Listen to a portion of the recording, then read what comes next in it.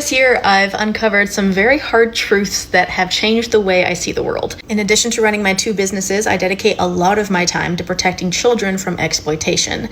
So I founded a nonprofit this year in order to unite the experts around the cause of real, lasting solutions that actually protect children. But here's the thing, the more I dug in, the more corruption I uncovered. The more I realized how much darkness is hiding under the guise of doing good, especially in the nonprofits and advocacy world. Lesson number 1, there are a lot of people pretending to be part of the solution that are actually part of the evil.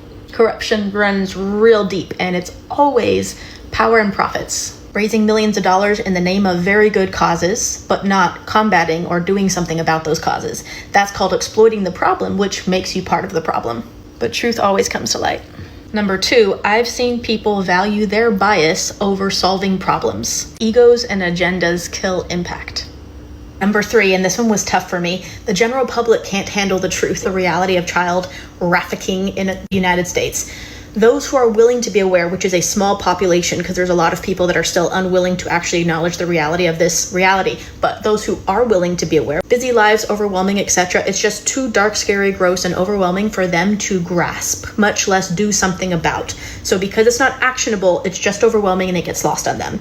So in order to inspire change and inspire the public to be willing to take action, we have to simplify a very complex problem and then spoon feed little bites of the truth to people in a way that's packaged more pretty so that they can grasp it and chew on it and digest and assimilate it and then be inspired to do something helpful. That's a big reason I've narrowed down my focus from child trafficking and exploitation, also because it's so censored, to digital safety because it's something people can comprehend. It's a real thing that it's not okay, but it's also like a much smaller slice of the pie that people can comprehend easier. No one calls that a theory. People get it much better. And the public can actually make a difference in that realm.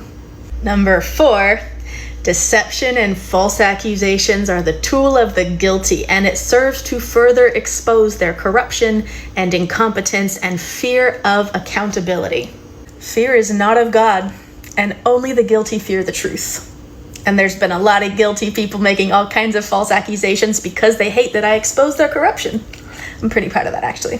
Number 5, when it comes to the real heroes or the real groups that are actually making a difference and not exploiting the problem, it's the people who are quietly working in the shadows. The real heroes don't seek clout or attention or fame. They're just doing the real work. They're focusing on real solutions, and they're willing to do whatever it takes and work with whoever is actually serious about solving problems. I just gave you a great data point to vet nonprofits, by the way. Number